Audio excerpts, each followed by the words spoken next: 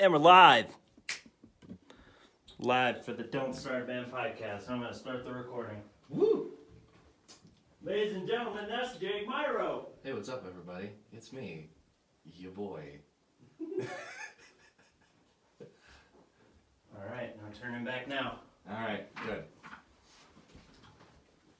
I hope nobody gets annoyed. I'm chewing on a peppermint. Does that look crooked? Looks a little crooked.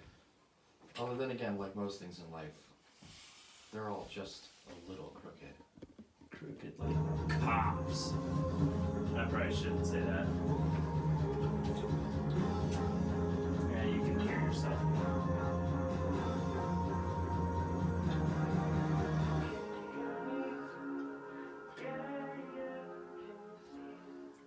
Jake Mirow on the microphone. What is up?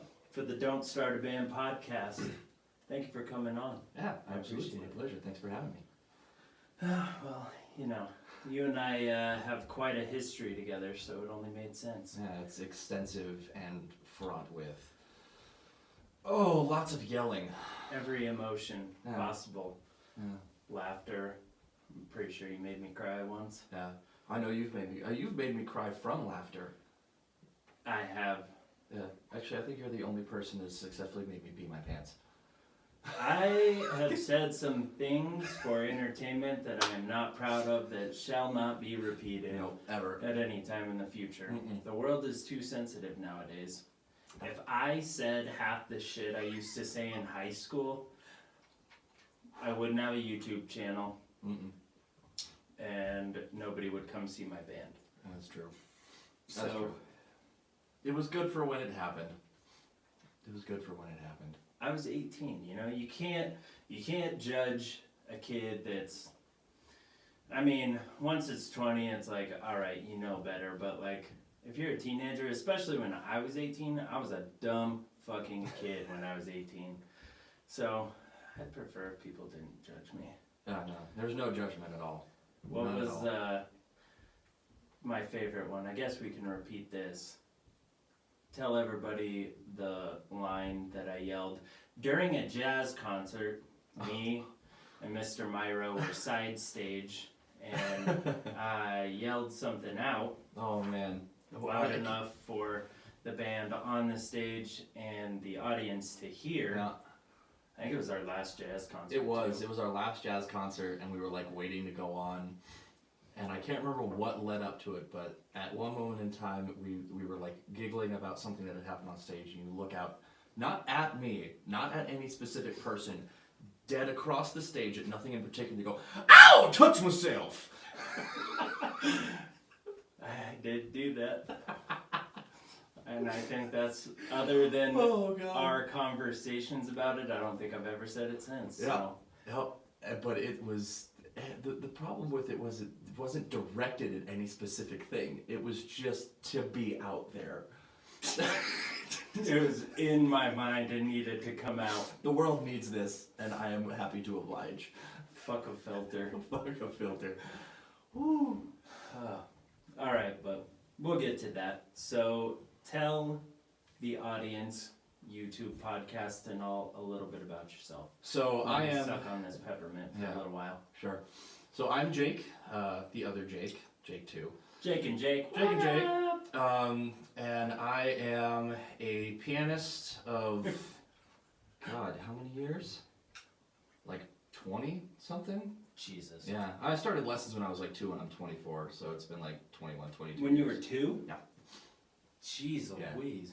And my parents, like, I was like sitting there watching TV, and we used to have the piano behind the television with a green chair in between them.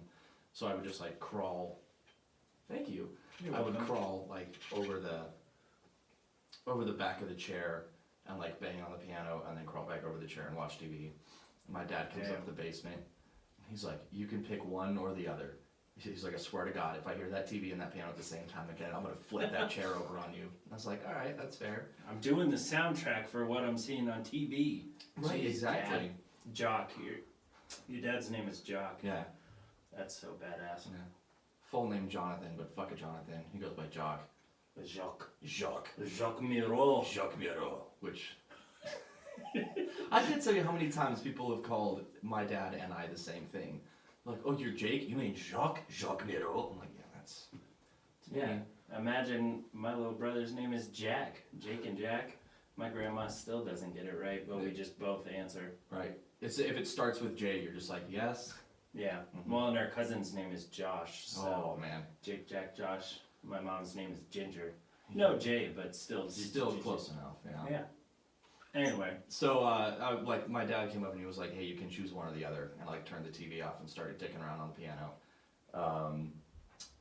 Not the choice I would have made. Yeah, kind of. Every now and again, I sit there and I'm like, yeah, I just wish I would have kept watching TV. Because people tell you, you know, when you're a piano player, they're like, there will always be one where you're going. You know, whenever you're playing a gig, Yeah. there will be a piano there, you know? I thought you meant just like in life. In life, What's gonna be? you're gonna come around a corner, it's just gonna be a Steinway Grand right there. Chipotle. Right. Well, they have them on 16th Street. I'm actually the tuner Are they for set? this. They actually get tuned? Yeah. You go down there and tune them? Yeah.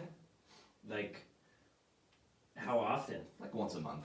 And I don't do like a crazy job at them because it's impossible to hear. Yeah. So I go through and I fix like the really terrible unisons. I fix the really terrible octaves. I'll go in there like if like, you know, meth heads go down there and rip sharps off of things or they break keys, I'm the guy that fixes that. Yeah. No, like they hired me because I do Dazzle as well. Like I'm the tuner for Dazzle. Oh, wow. Yeah. I'm learning shit. Learning shit. So I very quickly formed an affinity for creating my own music. Yeah. For sitting down and finding things that I thought were really excellent to listen to just for me. Mm-hmm. The problem was is that I could never replicate it. It was always something that would exist and then I would stop playing it and it would go away forever. But I still have that problem. seriously, like if I don't record everything, it's just gone. Like a great idea just vanishes. But I very quickly learned that, and one day when I was like 17 or 18, like when we were in high school, Mm-hmm. I was like sitting there, I was trying to pick a melody out of the air. I was like staring at a wall, and my mom was like, "What the hell are you doing?" Like whenever you listen to something, you just stare off into the distance, and I was like, "Oh, I see color." Definitely do. Yeah, Especially when I'm driving. yeah, just stare off into the middle distance. Yeah. Yeah, I feel like musicians really own the middle distance. I feel like that's our space, you know? Definitely. That like little world between this world and the next world, there's like this like almost like limbo, Right. but it's like you're still on this planet, but I don't know. Annika, the funny thing about it, well, not just Annika, my mom has noticed it too. We'll be like in a restaurant or out in public somewhere. There'll Right. be either no music playing or some totally unrelated song. I'll have a song in my head and just be bobbing my head Yeah. for the song in Yeah. my head. Totally. Like every minute of every day. I mean, it's like we'll be down at the shop and Marshall will be listening to jazz, which is fine to listen to for like 10 or 15 minutes at a time. Yeah. But have you seen that whole like Parks and Rec thing where it's like jazz plus jazz equals jazz? And they do the whole like Benny Golson recording played over a sound Oh, recording, yeah, and it's yeah. just garbage. Yeah. That's just what it ends up sounding like to me. Like I'm literally a jazz musician, and Yeah. some jazz out there sounds like just garbage. See, my favorites is like the 50s and 60s jazz, which I think it's 50s and 60s, but whatever Dave Brubeck, Thelonious Monk, Bill Evans, like all those recordings, they're like not Glenn Miller, where Right. it's like fuzzy. They're and not like big bop swing. Yeah, exactly, and it's like, I don't know, is the album Blue? Blue Monk? No, the Dave Brubeck one. Oh, with the abstract art on the front. I should know this. I just can't take it out. of my I head. know it's can't got remember Blue Rondo La Turk. what it's called. Oh yeah, Blue Rondo Take on the 5. Turk. Fuck, it's gonna hit me at some point during this. But yeah, I don't know. Those jazz recordings are like perfect Right. around that era. Mhm. But there's definitely some stuff today that it's like, what the fuck? I mean, I feel like people are starting to travel more into this weird like avant-garde thing. It's like jam bandy jazz. Yeah, and it's just hard to listen to. It's like I don't want to listen to your bass player play 6s and 4s while you play as many scales on your alto saxophone as fast as you can for 25 minutes. Yeah. I want content, not I like. Well, and I really don't like. I think jazz guitarists, like if you're gonna be a jazz guitarist, don't use effects. Yeah, no. Because like when they start throwing in chorus and like weird fuzzes and stuff, it sounds weird. But have you ever listened to Wes Montgomery? Yeah. Oh my God, he's an amazing guitar player, and I'm pretty sure all he does is just turn the amp on. Yeah, absolutely, and that's the way to do it, is just to play it clean. That's like keyboard players who will bring like crazy synthesizers or you know, like Moogs and stuff. It's like, you're not Herbie Hancock, who's the only person who can get away with that. Yeah. You know, and like, so I'm in a group called Sons of Steinway, and I play with another. It's me, another piano player, a bass player, and like Kit. Tim's the bass player, right? Yeah. Shout out Tim. Shout out to Tim. Goofy guy. I love him, but he's goofy. He's still goofy. He's still goofy. I wish he still had his caveman hair. Oh God. Well, actually, he does, man. His hair's like down in the middle of his back now, and he's got like a giant beard. He looks like he looks like Gandalf, but with brown hair. And if Gandalf did nothing but lift all day. Yeah. Dude's crazy. So like we play straight ahead. We play funk. We have a woman who sings with us named Anna, who's just spectacular, and like we try to cover the gamut of everything because people get bored pretty easily. Yeah. Like one of the things that I've noticed spending a lot of time at Dazzle tuning their pianos is that people, they listen to that kind of music for a certain period of time before they're like, okay, what's next? Yeah. You know, I feel like that's just a problem with today, though, is people have short attention spans. it's true. It's true, but so we try to cover a bunch of stuff. Like we play Stevie Wonder, we play Herbie Hancock, we play like stuff from the Great American Songbook, and we just try, but we all try to make it like our own thing. Yeah. You know, because it's one thing to like cover someone else's song the way they did it, because that's what like the older folks are gonna be used to hearing. Yeah. But it's different when you take it and you make it your own, and they recognize it, but it's not what they're used to hearing. Yeah. And that's sort of where we grab them and make them pay attention to us, even though And they're either gonna hate that you fucked up a song that they love, or they're gonna love a new rendition. exactly. Because people hate, sometimes when we play the Steve Miller Band cover, we play the Joker sometimes. Yeah. And people hate that we don't keep it chill. Yeah. We, go into a big rock chorus and stuff like that, so not a lot of people enjoy that. Right, but it's something different, Yeah. and it's something new, and it's something exciting, and whether or not they like it, it's kind of there's a difference of opinion between like a lot of musicians where you can get up there and just do your own thing and not give a fuck about what everybody else in the audience thinks, or you can sit there and like worry about how people are responding. Yeah. I'd much rather just go up there and have fun. I'd rather play to a crowd of 5 people who are fucking digging it than play to a crowd of 50 who are just like, man. Yeah. Who are all staring at their cell phones. And the thing that drives me nuts, have you ever been to a concert, like a big concert, and there's people there and the whole concert they're just trying to talk over the band? Like, why did you come to the show? Right. So that these musicians who work super hard on their talent could be the background music to your fucking bullshit drunk conversation? Stupid. Fuck out of here. Or those people that think it's necessary to like Instagram story or Snapchat every second of a concert, especially when it's at Red Rocks and it's like an EDM concert. Yeah. It's like, it's just, right, it's just clipping, it's just noise and lights, and I can hear your drunk friends screaming in the background. That's about it. I don't care. As a general rule, if your Snapchat story is longer than 2 minutes, you need to be hospitalized. There's always that guy in the background just going, touch myself. Fucking people, man. Everybody likes to be touched. With consent. Right. Everybody likes consenting touch. Consenting touch is important. Yeah. If you're thinking about touching somebody, Get consent. ask. Yeah, ask first. Be like, hey, can I touch you? You can always touch yourself. You can always touch yourself. But, okay, maybe not in, like, public. No. Okay, so you can't always touch yourself, but you can, like, discretion.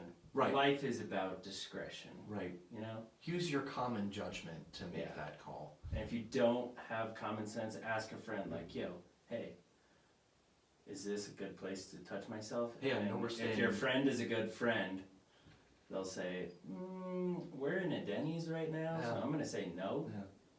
Although then again, if you're at a Denny's, no one ever goes to Denny's. You end up at That's Denny's. Yeah.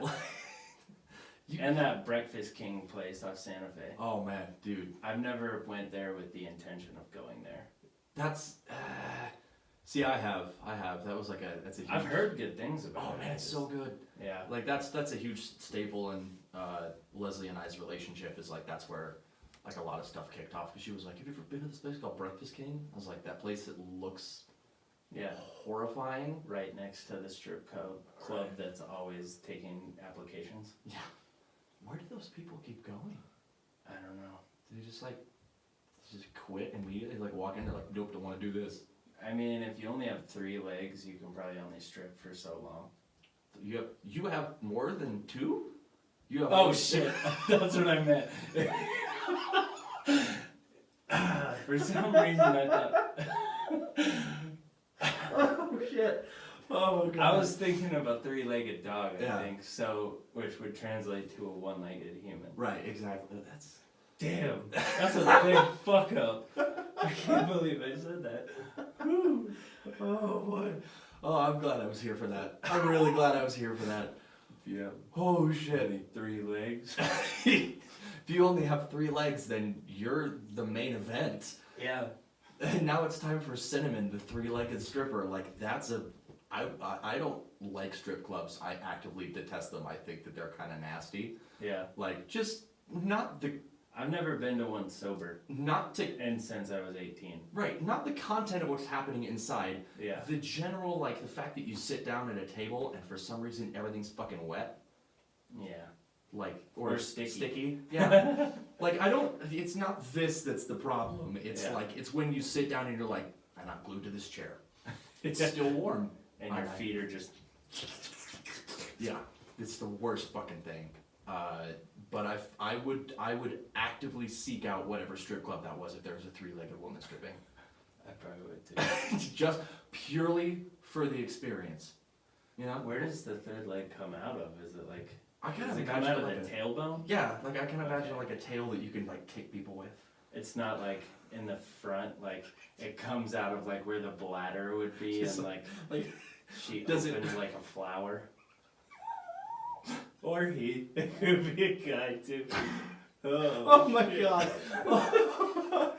This is a perfect description of our friendship. Like Compounding on. it just compounds on itself. How did we get to that? I have no idea. But remember, if you have a 3-legged stripper, don't ever start a band. Don't start a band. Don't start a band. Actually, if you're a 3-legged stripper, but if you want to be like a 3-legged band member, I feel like you would definitely help out somebody's band if you had 3 legs. Yeah, you'd be a hell of a kid player. Yeah, that's true. And you would have full control over everything.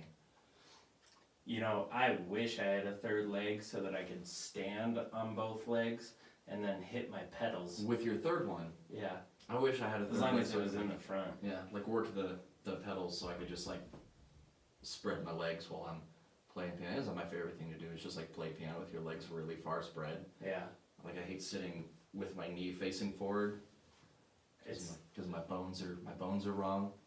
well, and we're both like tall people. Cause I definitely don't sit like legs forward like they're usually, you know. Yeah, they're like always at a. Yeah. There's a word for that, but I'm refusing to use it. It's man spread. Man spread. I've never Man-spreading. heard that. It's like a big thing now. I mean, it makes sense. I mean, Yeah, that's funny. Like if people want to be upset about me about that, they can do that at me. I don't think anybody's gonna be upset, especially nobody that listens to this podcast. I feel like the listeners are pretty cool. Yeah. Yeah. And they're very supportive. Yeah. Thank you guys. They might be supportive until they see this. Like, yeah, it's supposed to be about music. And They see how my mind works at times with certain people. Yeah, that's fair. Because they've definitely seen it where I'm very like professional and I ask questions and I'm very straightforward. Yep. It's a little different. It's a little different. I mean, it is. I came into this like, all right, we're not gonna riff. I'm not gonna do any stupid shit. And Same. that lasted for before the thing started. Yeah. Like I walked in the door and was like, all right, we're doing dumb shit now. Like. Yep. It's happening. Yeah, where's happening? So what point in life did we get to? Did we get to high school yet? Yeah. Yeah, we got to high school. Oh yeah, the last music thing we talked about in terms of your life was you staring at the wall, Oh yeah. coming up with a melody. So I was like still staring at a wall and I was coming up with this chord progression and like trying to figure out a melody. And my mom was like, why the hell do you keep staring at the wall? And I was like, well, I see color. Mhm. So I'm trying to find the right color to fit in with the rest of this stuff. And she was like, that's not how things work. Yeah, I was like, I'm pretty sure, like, it's always been like that. yeah. So with some basic research, we discovered that I have synesthesia, which is where you can visualize music as color. That is fucking rad. So like Dan does the same thing, but we see different Uh-huh. stuff. Yeah. So mine's always like pretty two-dimensional and it's sort of wispy and I can kind of pick out what notes I want to play based on what colors I associate them with. And sometimes if I've got something like when I write electronic music, I can see it in more of like a three-dimensional space rather than just flat. What the fuck? Right? I've never even heard of that. Yeah. So like when you play a note, like, It's a specific color. is it like, do you like see like a smokiness come out? Like I imagine sound, if it like took a form of anything, it would be like smoky. You know what I mean? Yeah, for me it's kind of like that, but I have Or to is be, it like a flash? I have to be kinda- like really focused on something flat Yeah. in order to See like a very prominent. yeah, in order to color. really pick it Yeah. out. Just like it's when I'm playing and I know what I'm playing, it's all happening like behind my eyes. Like there are definitely changes happening. Yeah. And like if I like close my eyes and I play a run, I'm just playing that run so I can pick out the notes that I want to leave in there and take out. But it's mostly when I'm figuring stuff out that I just zone out at something flat so I can see it as like it's kind of like a tracking line. You know, like in Pro Tools or Yeah. Ableton, like where you start playing and you either start recording something or you play a couple notes and those waveforms show up. Yeah. Kind of like that, but in color. Oh Jesus. Yeah. What is it called again? Synesthesia. Synesthesia. Yeah. It's like and there's a bunch of different kinds, or not kinds, but there's like a bunch of different ways that it works. Yeah. Like Dan and I function. That's trippy as Oh, fuck. it's actually fucking awesome. Yeah. Although it does suck sometimes where like I'll be listening to something in my car and like somebody will pull up next to me listening to something different and we both have our windows down and it's just the color brown. It's just yeah. it's garbage. The brown note. Yeah, it's the brown note, except not in a good way. It's Yeah. just like it's a depression note is really what it is. Yeah. It's a bummer. That's so unnerving. Yeah. I usually give up. I don't try and like. I mean, when I used to have subwoofers in my car when I was like 19, I might like turn up and try and overpower theirs. But now I just go, oh god, I'm gonna roll up my windows for the next 2 minutes. Yeah, exactly. And it's always when you're sitting in line waiting to get on the highway. Oh yeah. Like the only place it happens. Well, then again, I do live right next to the highway, so it would make sense that that's where it happens most. Yeah. And I, you know, I'm not perfect. I've been that asshole where like I'm really vibing my music, Yeah, and same. I pull up, and it's usually like something heavy. Like heavy music is meant to be listened to at a loud volume. Yeah. And then I pull up to somebody, and they just look at me like this. Like Yeah. this asshole. I'm sorry that I'm interrupting your 5 minutes of NPR news. Yeah. Like, For those people listening, I made a very sickening, disgruntled face. yeah. Where I tried to put my mouth in a complete upside down U Yeah. and cross my eyes. I think an upside down U is called an N. If it's Sometimes. lowercase. If it's Okay, lowercase. okay, yeah, maybe in like handwriting, but like That's if right, you, yeah. a lowercase n on a computer is still the straight lines. Is it? Yeah, I think. I'm actually questioning everything I've ever learned right now. I'm not 100% sure. I think so. Huh. I think it's still just a littler version of this straight and diagonal line. I'm gonna have to do some research on this. Yeah, I'm I'm not gonna have 100% sure. Hmm. Okay, well, maybe not, because, sorry, I'm looking at this can. Yeah, that's an upside down U. That can't be right. Oh, yeah, okay. They're all upside down U's. An N. An N. My face was an N, but not the straight line N. That would be really impressive if you could make your mouth do that. If you could just like face a fully capital N. I feel like people who don't have teeth can do that. Probably. They can make some, like, have you seen those pictures of the people, like, they don't have their dentures in and they can make, like, Really weird faces. shapes with their, yeah. Whoa. So anyway, Yep. seeing musical colors. Seeing musical colors. And then there was the introduction junior year into like playing in a jazz band that I actually liked playing with. Yeah. The only bummer was like that dude, and I can't remember his name and I don't want to call him out, but like the guy that was like the rhythm section coach for jazz band, remember that guy? He looked like a snake and a bird. He was like greasy all the time. Was it the first guy or the second guy? It was the Bald guy or balding guy? balding. He had Oh, like I that know. weird, Yeah, I know wispy who you're black talking hair. about. And he had a, yeah, Yeah. yeah. Not that guy, the second guy, the jazz guy, Yeah. who was like the rhythm section guy. And I mean, he like tried to like wrangle. Oh, this sounds like such an asshole thing to say. He like tried to wrangle like creative freedom. He was like, oh, it's this chord which makes these 3 scales available to you. Yeah, that. And I was like, no, I want to play what sounds right. Like, Yeah. I want to play what I want to see. Exactly. Which was a really, really weird thing to try to explain to somebody who, like, got their degree in jazz. Yeah. Well, there would be no Backseaters songs if that's how songs had to be put together. Right. Like, I don't see colors, but I can definitely, like, I can feel, like, almost in my throat and in my chest, like, what the next note should be. Right. It's that sort of Yeah. predictive musicality that comes with talent and skill. Yeah, and it doesn't always fit into this or that scale, or sometimes, like, I'll even put it in the wrong key, but it sounds good. Right. So, Yeah, and that's all that matters very is, like, impressive. that's really all that matters is, like, if it sounds good. Yeah. And of course, that's super subjective. You know, what sounds good to one person might sound like shit to somebody else. But it was funny, like, as I was driving downtown like 3 or 4 days ago, and I just had my my Spotify on shuffle, and Phantom came on, and I raged. I absolutely raged, and I was like, it's sonically really wonderful. It sounds great. I was like driving down there, and it was like kind of rainy and like foggy and weird. Yeah. And all my windows down, and I was like smoking a cigarette, and I just like blasting Backseaters, like That's driving down so I-25 at like 115 miles an hour, just like I'm going home, and it was just such. And I appreciated that everything that I thought, like, there's this chord, and then this chord, and then this chord, and I was thinking, like, theory-wise, it would make sense to go from here to here to here, and you went from here to here, and then went somewhere different. Yeah. And it was a really, really nice change, but that note that would have defined that third chord was still there. Yeah. It was just over a different chord. Yeah.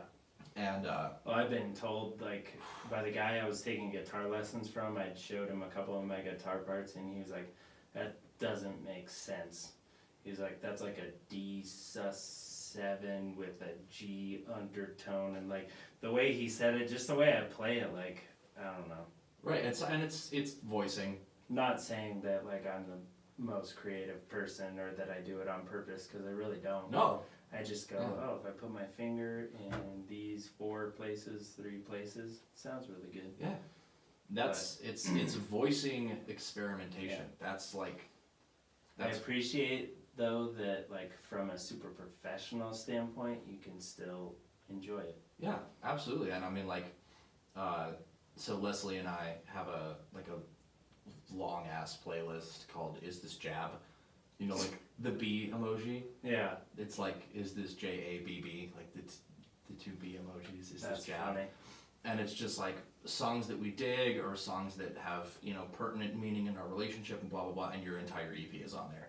It's like, listen to this. Oh damn. This happened at a moment during our relationship that is important, and also this fucking EP is spectacular. Thanks, man. Yeah. Phantom is by far, I think, my favorite song on that EP. It just like it shows up every now and again on my Spotify, or like the other day I was like scrolling through my Dropbox like looking for something, and I hit Phantom and it came on, and I was like, this is what I'm doing. Yeah. Like with most Oh others. yeah, because I sent it to you Yeah. before we even put it out. Mhm. That's right. Nope. Like like with most other songs, I'm like, yeah, I can kind of skip this. Like if it's not what I'm in a mood for, Mhm. I can't skip that song. I can't skip it. Yeah. Oh, it it's so makes me good. funny because I still really enjoy listening to my own music. Yeah. Well, who was it that said like, being an artist or a musician is the only thing that you constantly have to prove to people you can still do it? I definitely feel that way. Yeah. Like especially with drums, because I don't play drums as often. I feel like that's what like motivates me to do the drum covers and to like fill in for bands on drums, because it's like, yeah, I play guitar in the backseaters, but like this is what I do. Right. This is Yeah. what I do. Yeah. And like no one's ever gonna ask you to like prove that you can continue being a tax accountant. No. They're just gonna take your word for it. But if you're like, yeah, no, I'm a musician, they're like, what bands do you play in? How can I listen to you? Are you sure? Yeah. Like you have to prove. What kind of music is it? Mhm. I don't fucking know. Right, it's whatever the fuck it is. It's like backseaters. It's the backseaters. And like, Sons of Steinway. yeah, like, and Sons of Steinway does that same thing, where like we've done this thing for the past couple of weeks where we've been, oh god, I hate the cliche.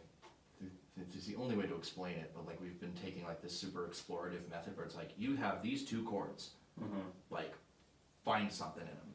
Like Yeah. take a solo over them and find something in them. And it's not jazz, it's not funk, it's not really anything, and it Yeah.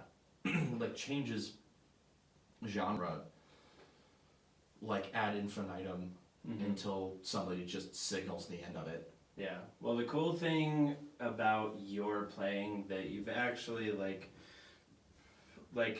your style has been established since like high school. You have this like funky but jazzy style that like it took me back watching you in Sons of Steinway, because I used to watch you do it in jazz band Yeah. too.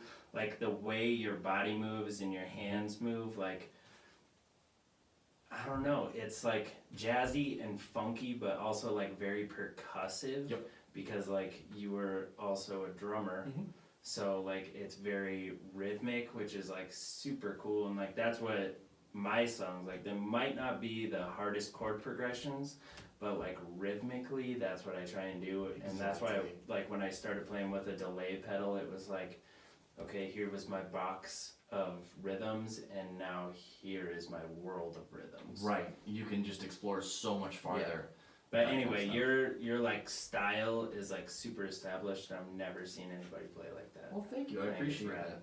I really Yeah. do. Like it's, it's funny because all the other guys who I play with, or all the other guys who come and see us, Yeah.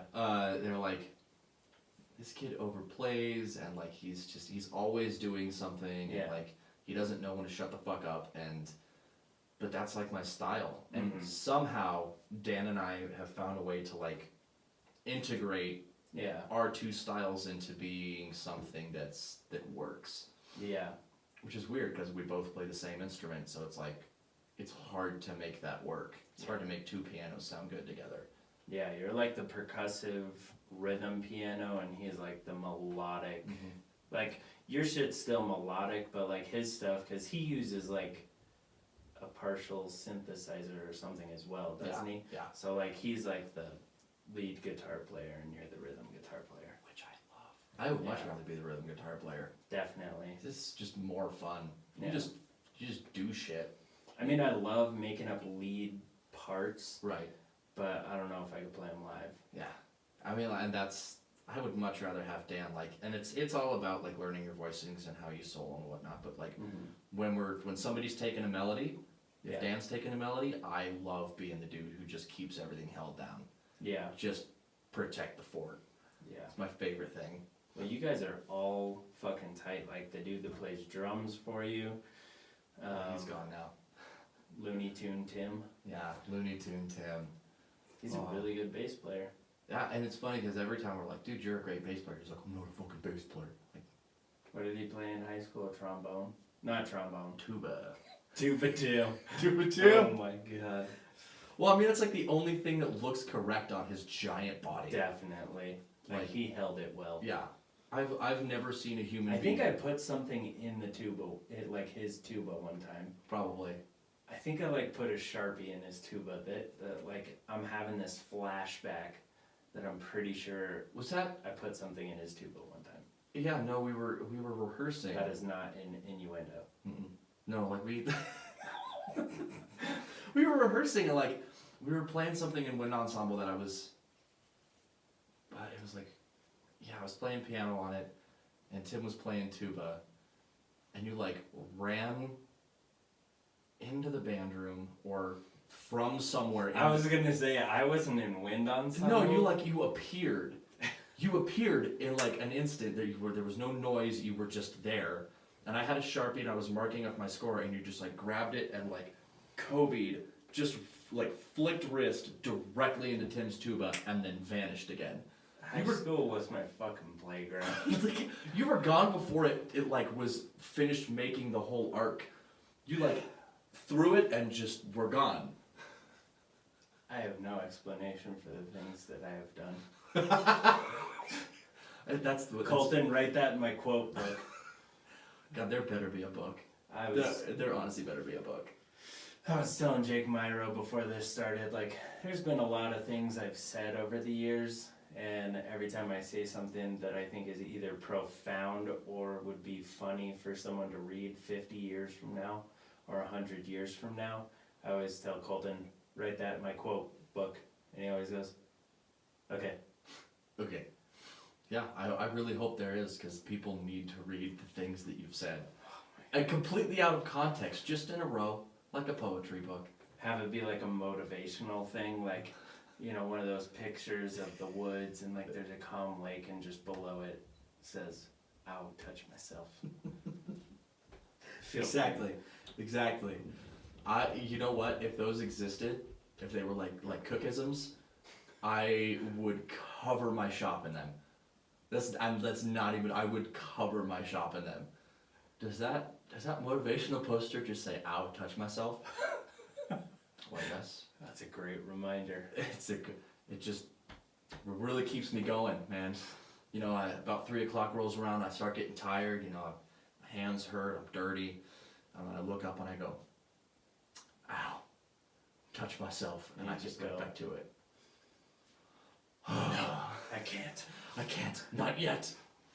The time is not right. No, but that one's pretty good. I have no explanation for the things that I have done. Nope. That one's pretty good. That's really good. I'm sure somebody's said it before, But not within the realm of seriousness. no. I feel like that's something you say after the fact when like Guilty serious. Yeah. Because I know there's a lot more. If somebody's like, you know, when you're sitting on a curb and you're in handcuffs, like I have no explanation for the things I've done, but like, like when you're a successful musician and you've got like an excellent podcast with excellent guests, you've got an amazing band, you're like a successful person, so that means a lot to me. that like negates that sitting on the curb thing, you know? Yeah, I don't know if that's ever happened to you. I don't think I want to know. I have sat on the curb. Yeah. But it was a funny story because I'm gonna skip some of the details. Yeah. But basically, it was me and 3 other people, maybe 4 other people, and we were sitting on the curb, and we were with this really this, I'm gonna say the word impulsive, Okay. slash like didn't have as much common sense as Sure. some people. Sure. And he had very strict parents, and I looked over to him and I said, dude, you're fucked. You're fucked. You're And fucked. he was like, I know. And I said, you better run, dude. You gotta run. And he goes, you think so? And I was like, dude, Run. think about your parents. You are fucked if you get caught. And he was like, okay. And he just got up and took off running, and the law enforcement person took off after him, and me and the other 3 people ran the opposite way. Oh, that's a lot better than the story I have about sitting Because in the curb. I knew that if that whole process would have completed itself, Mm-hmm. I would have been way more fucked than anybody else. Yeah. And I was like 15, so. Yeah, the only time I've ever sat on the curb was because it was when I was down in Arizona at ASU, and we had just won the Territorial Cup, and of course I was in marching band because I'm a fucking nerd, and like we had just won the Territorial Cup, which is like ASU versus U of A, and the entire city of Tempe just grinds to a screeching halt, and there's just like riots. I mean, it is terrifying to watch. Yeah. It's like ASU wins, and they just like they barricade the city. It's no one in, no one out. Jesus. It's ridiculous. But we decided that we wanted to go get this place called Lolo's Chicken and Waffles in Scottsdale. So good. Dude, Scottsdale is rad. Yeah, I love Scottsdale. But the only way to get there from Tempe is over the Tempe Town Lake Bridge. And we were ripping down all of the U of A banners as we were driving on the sidewalk, and I was ripping them down off my friend's truck. And this kid in the back of the truck goes like, hey, rip off all your clothes and jump off the bridge. And I didn't even think about it. I was like, yes, I'm gonna do that. So I did. And what I didn't realize is that the drop from the top of Tempe Town Lake Bridge to the water itself is like 60 to 80 feet. Oh my god. So I like went over and was like, water any second now, and then the lights underneath the thing changed from red to blue, so I could see where the water was, and then they changed back to red, and I lost it.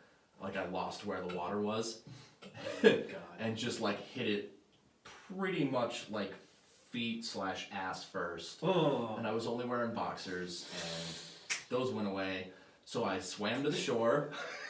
And there was a The cop middle seam just ripped and it went whoop. Yeah, I really think that's what happened. Oh, I was like, I swam to the other edge of Tempe Town Lake. 'Cause my friends were gonna come and get me. I knew that.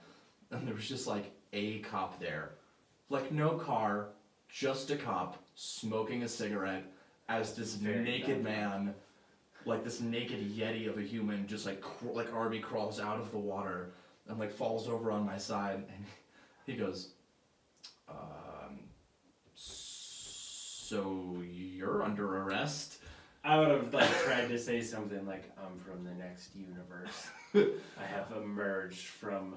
What year is it? What is this planet I am on? Why do you only have 2 eyes? Why do you have 3 legs? You 3-legged cop. So he tried to understand. He was like, what were you doing? I was like, just being drunk and disorderly. And he's like, I appreciate your honesty. And the vernacular. Yeah. So I appreciate your honesty and your vernacular, and I'm gonna give you a safety blanket from the back of my cruiser, which is parked up here because I come down here to smoke. And then you're gonna walk your sorry ass home. And I went, Jesus. yes, sir. Oh, better than not being arrested though. It's like, it's much better than that. That's a tip to anybody, no matter what you feel about law enforcement agents. If you are respectful and apologize and comply, usually it will end okay for you. Like one time I was driving to Wyoming and I was speeding, I was following too close, and my insurance card was expired. I was able to pull it up on Geico's website, but shout out to Geico.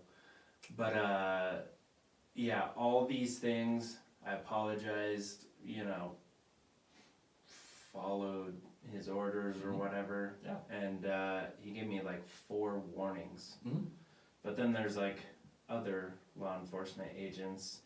Well, one in particular, when I was in Lakewood, he made me get out of the car and he emptied my backpack, took everything out of the center console, the glove compartment. Because at first, when he pulled me over, he asked me if I knew how fast I was going. And I had turned onto this frontage road and I hadn't even reached the speed limit yet. Right. And I said, I don't even think I was going the speed limit. And then he goes, it smells like marijuana in your car. And like, right at that moment, I was like, okay, I know how this is gonna go. And I said, I don't smoke marijuana, nor does anybody who rides in this car. And he goes, I'm gonna have to ask you to step out of the car. I was like, all right. Here we go with that thing. But I just complied because I knew that if, if I would have resisted or, just not done what he said, It would have been so much worse. Yeah. So, I mean, I had nothing to hide, so I was like, all right, whatever. Yeah. The only reason I was pissed is because I was on my lunch break from work, Mm-hmm. and that made me very, very late going back. So.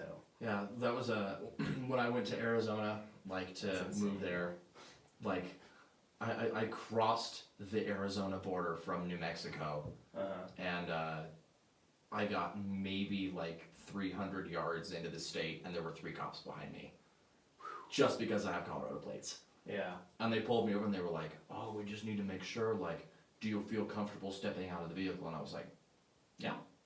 They're like, "Do you mind if we search your vehicle?"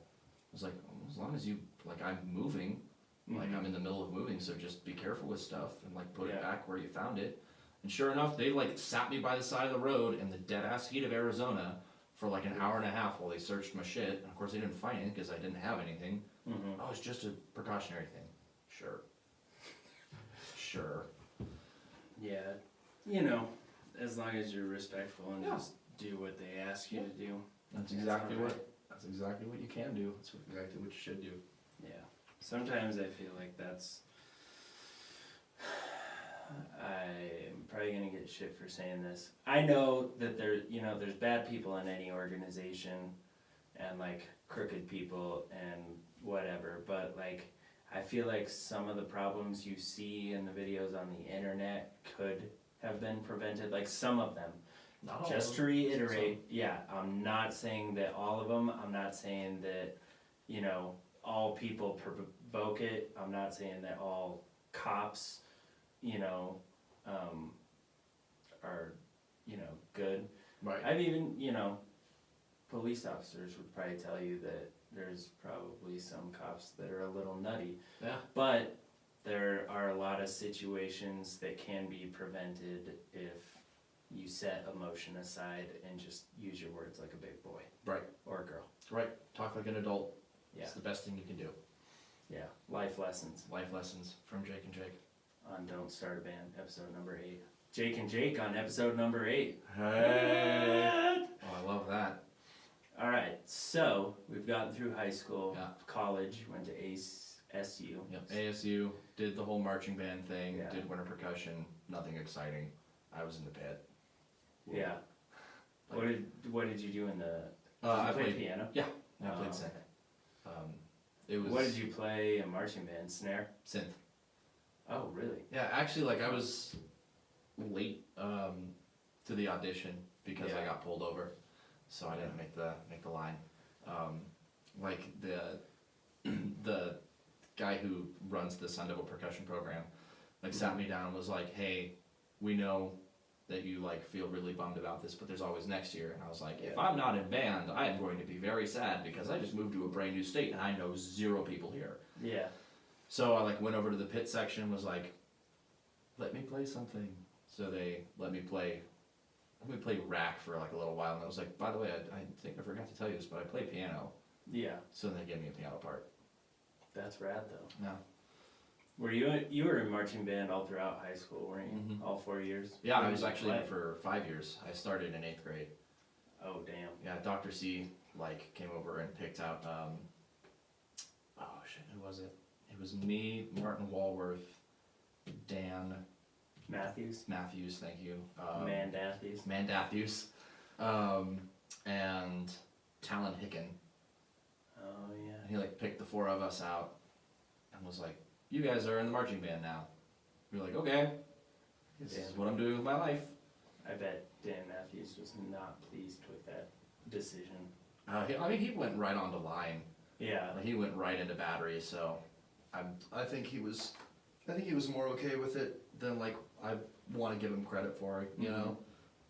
So what did you play throughout like all of marching band? So when I started in 8th grade, they put me on vibes, Mm-hmm. and I played vibes. 8th grade, my freshman year, I was section leader of the pit, and I was playing vibes. My sophomore year, I was section leader of the pit again. Junior year, I moved up to snare drum, and I was the tick. I was the outside. And it was like me, Kiko Hardman, and Zach White. Oh, yeah. Yeah. And Zach White has a podcast. he really? Yeah. Does he? Yeah, it's called the Z Hour. Z Hour. His episodes are a little bit more consumable than mine because they're like 20 minutes long. Yeah. Much shorter. But he's also got this group on Facebook called like the Good Vibes group. Has he added you to that? It's a bunch of people and just like positive. I don't know. He shares a lot of videos and stuff. But anyway, back to his podcast. It's called the Z Hour. He has like guests. I'm pretty sure he actually has like a real studio that he does it in. Real studios are for chumps. He's got a real logo that wasn't made with a logo maker. Shout out to my fiance for making that logo. With the bricks and the hole and the whole thing. yeah. And She's the whole awesome. thing. Not to hijack that. What were we talking about? All the instruments you played throughout marching band. So you're on snare. Oh yeah, so I was on snare like my junior year, and then I was drum captain my senior year. So like there's like the drum majors, which are the people that stand up there and flap your arms at you. Yeah. You know, and they kind of yell every now and again if they want to. Yeah. And then there's like the dude who's on the field who like keeps everybody in time. Mm-hmm. And that was your boy. I can't get these damn headphones to stay on right. They're kind of awkward headphoons. Well, also I have like gigantic ears, so it's. Oh. I have Dumbo You ears. you can like pull it down. I think they stretch out. I think I got them. They're. I just gotta like stick them on that part of my ear. Yeah. So got done with that. Went to ASU. Wanted to be a snare drum player. Couldn't. Mm-hmm. Was a part of the pit and played piano there for like a year and a half. And then they had like this whole thing where they were grandfathering people into a new program, like the music education program. Mm-hmm. And they picked like 95% of people, and I was one of the 5% that didn't get picked. Damn. So I had basically just spent a bunch of money to be told that I have to start at square one again. Jesus. I was like, fuck that, I'm out. College is highway robbery. So I went to school for music education for one more semester at Metro. To teach music? Mm-hmm. Oh, nice. Yeah, because I thought I still wanted to be a band director, and Mhm. now that there's like videos on the internet, I'm really happy that I'm not. Yeah. And then I switched over to CU Denver for sound physics and acoustic engineering. Oh, damn. And did that for 2 years, and I was like, nope, I'm bored, and I'm working Yeah. at this piano shop, so I... That's like a lot of geometry, isn't it? Mhm. And it, well, you said it was something Sound physics and acoustic engineering, yeah. Fuck that. Yeah, so That's it's... insane. it's Like like- setting up monitors and Mhm. like padding and shit. Mhm. I just put it where I thought it would look cool. I built a quadratic residue diffuser, QRS, which is like that sound paneling you see. It's made out of wood, and every piece of wood is a different length. Damn. Have you ever Those are seen cool, those? yeah. So like I built one of those, and each length of wood was meant to deaden a certain frequency. So there would be no like ring in like a perfectly square room. Yeah. I only built one, and it took me a hell of a long time.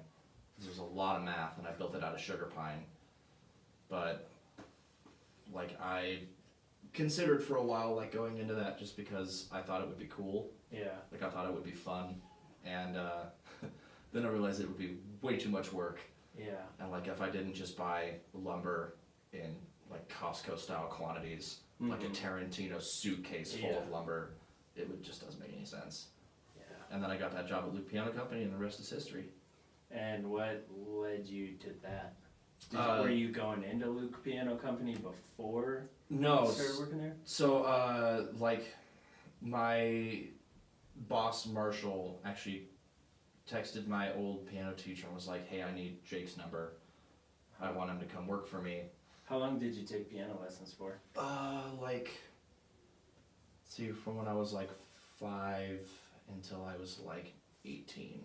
So however many years that is, because I don't feel like doing math. 13 years? Yeah. Playing for 20, taking lessons for 13. Jesus. So like she sent me his number, I gave him a call, he was like, yeah, I know everything about you, just come on down to the shop. And she was like, yeah, he's a piano tuner. I was like, do I really want to be a piano tuner's apprentice? That sounds really dumb. Like, objectively, that sounds stupid. Yeah. Like, what do? I'm a piano tuner's apprentice. Like, okay, Pinocchio, sit down and shut up. So I walk into the shop and like, Marshall's sitting there and he's, hanging out. And to his left is like this Chickering grand piano that's been completely remanufactured. And I was like, it's way more than just tuning. Yeah. He was like, yeah, you're the only guy that was ever an option for this job. Damn. It was like, it was going to be you or nobody else. From your Instagram, it looks extremely meticulous and bloody. Yeah, I do bleed a lot. I post a lot of bloody pictures. Yeah, I mean, I rip the hell out of my hands literally every day. I mean, like, last year I put a bandsaw through the front of my thumb. Oh, no, that wasn't even last summer. That was like 3 months ago. Like, there's just like a square of my thumb right there that's just like, there's a scar right there, there's a scar right here, and a scar right here. Yeah, so like, this one was from a knife. That actually went all the way through my thumb, and like, I was like, oh, it's a Band-Aid thing. I'm just in shock and denial that I just ruined my life forever, so like, I just went and put a Band-Aid on. I was like, nope, I'm still bleeding, so I pulled it off and went like that, and like, looked at my bone. I was like, oh, God. Oh, God. Yeah, it's like hard work. It's hard work. No, it doesn't look easy by any stretch of the imagination. But it's also like weirdly artistic. Mm-hmm. Like you have to have an eye for what you're supposed to be looking at. Yeah. That was a total garbage sentence. That was a Booth sentence. You've got to know what to do before you know what you don't want to not do. Oh, God. You got to like know what you're looking for. Wrong boot. Wrong boot.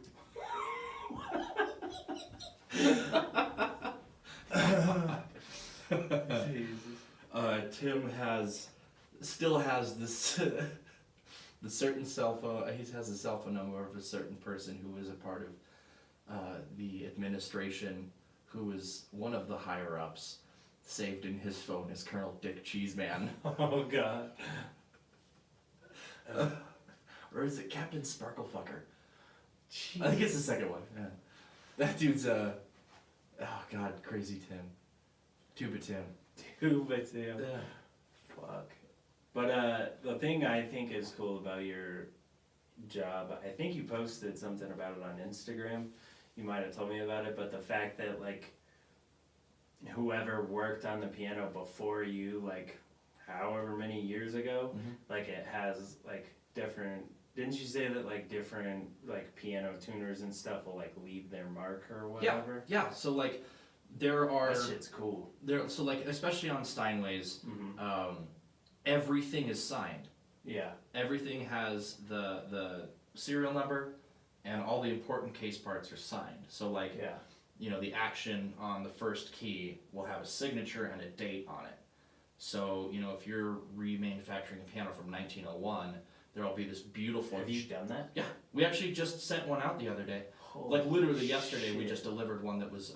It was the original Trocadero the Elitch's Gardens Trocadero Steinway A. How much is that piano worth? After we did a bunch of work to it, probably between $75,000 and $95,000. Holy shit! Yeah, like we've got. It's more than I make in a year. It's just same. which is ridiculous because I'm the person that I used to think I would have all that money and I just don't. That's insane. But Marshall's gonna retire here in like 13 months, and the thing that he told me like month 3 or 4, he was like, "This is an 8-year program, because that's how long it takes to go through med school," which at first I didn't get, but now I do. Yeah. It takes that time to really understand the process of everything, because he's Yeah. cultivated this process over 47 years. Jeez Louise. So he started doing what he's doing now, still, like way before me.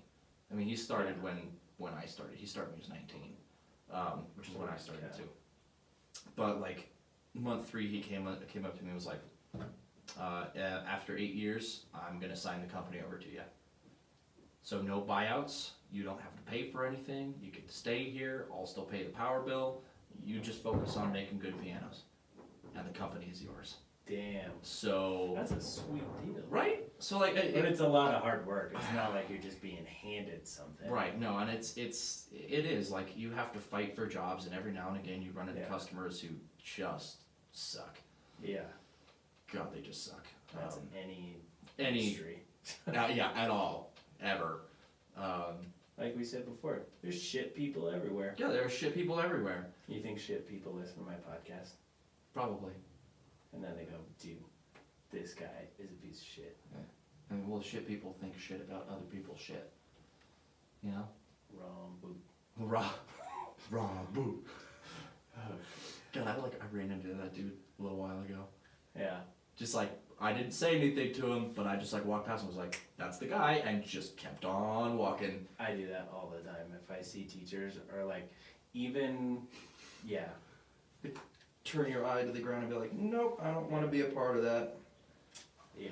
I ran into, you remember Ahern? The Oh yeah. drama guy? I ran into him with Tim at a Target once. We were like, "Hey, Mr. Ahern." And his legitimate reaction, he turns around and goes, "Holy shit, you guys are still alive?" That's funny. I was like, good talk. She's like, I just left after that. I was like, it's like, yeah, okay, I get what you're, yep, cool. I took a drama class and stagecraft class from him. Yeah. Yeah. He's different. He's something. I think you have to be. Like, I've realized I wasn't different enough to be in music education. I wasn't weird enough. Yeah. It was just like, kind of like a dude. And everyone else was wearing like polka dots and stripes and Argyle, and they drank, Dazbog rather than Starbucks because Starbucks was too mainstream. And Yeah. everybody wore bowler caps with feathers in them, and I looked like this. Yeah. I was just like wearing shorts and a t-shirt all the time. Oh, Mr. Funk. How more, that's like the one style that never gets played. Well, I guess there are some funk songs in jazz band, but like, how much more perfect could that be? I A know. guy named Mr. Funk teaching band class. Flexmaster Funk. Flexmaster Yeah, Funk. next time if you ever run into Mr. Funk, call him Flexmaster Funk, so the funk and then watch him squirm. Because he's like, that's from like 1989. Yeah, he probably hates that. Fuck. Anyway, so, going back to the pianos and like the signatures and stuff. Yeah. I can't remember which video I watched it on, but it was, I don't think it's in It Might Get Loud, the documentary with Jack White, The Edge, and Jimmy Page. Yeah. But Jack White used to be an upholster dude and like put together couches and stuff like that. And I guess people who upholster do the same thing, will like sign under the fabric and like date it and stuff. Yeah. And he said that when he was doing upholstery, even like towards the end of him doing it, I think he might still do it from time to time, can't remember, but he would put his music in, like put CDs in the fabric so it would get to like whoever, whenever. But yeah, I think that shit is dope. Like I love the that. history stamp, Yeah. you know? Like I've told you about the monitor grant, right? No. Like the one of a kind from like 1873. Jesus. And like, so the part of the thing that covers the keys is called fall board. So we took the fall board off and we flipped it upside down. There's a piece of cast iron in there, and somebody had signed the piece of cast iron. Yeah.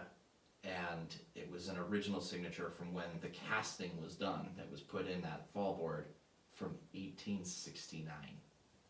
Jeez Louise. That's insane. Yeah. So you get to like, I mean, we get to work on all these cool old things, and every now and Yeah. again we get a lemon that comes through, and you just kind of do the work to it, and it's not like you try any less. Mm-hmm. But every now and again you get these really spectacular instruments that come through. Yeah. And just to see them start to finish. Well, and just all the places that piano has been. Right, exactly. And it's interesting, like, being the person who works on it, you know, because it's a gradual process. I mean, it takes up to a year, maybe even a year and a half. So, like, the customer sees their piano leave and sees their piano come back. Yeah. And every now and again we'll send them pictures if they want, but mostly people just kind of want to have us do our thing. How do you do that? Is there like a truck or? Yeah. Oh, is there like a piano movers. delivery? Yeah. Oh, okay. Yeah, they're all, what's the best way to put this? They're all not the sharpest chickens in the drawer. They're different. They're different. They're I real always strong. wanted to play piano and I just couldn't figure it out, so I just decided to move them. That's it. There you go. Still get to touch it. Still get to touch it. Still get to, like, put my hands on it. Yeah. Can't play it for shit, but. Except for, like, there are a couple folks out there who are, like, real smart, and they just choose to move pianos because there's a hell of a lot of money in it. Yeah. I But- bet. Like, so we, you know, every now and again you get something real interesting in, but it's all just kind of depends on what the market's like and who wants to have what work done. And I'm totally not panicking about this at all. I only have 13 months to get all of my life together before I own a company that's been around for close to 50 years. Yeah. Yeah, totally not freaking out about that in any way, shape, or form. I think you'll be alright. You're a smart guy, you've been doing it long enough. Thank you. Appreciate that. Yeah, it's it'll be all right. And also, I got like, I don't have to do it alone. You know, like Leslie's gonna do. She's gonna help me out with it. She's gonna be my financial advisor. Does She is. does she do music? Yeah, actually, I'm like wearing her tank right now. She's in a ska punk band called Sorry Sweetheart. What? And Where does she play? Dude everywhere. Like, where was the last show that I saw her at? Like they played with Big D and the Kids Table at the Oriental the No other day. way. Yeah. That's insane. And who else? Not the Donnas. Doped Up Dollies. I don't know if I've heard of them. Oh man, they're great.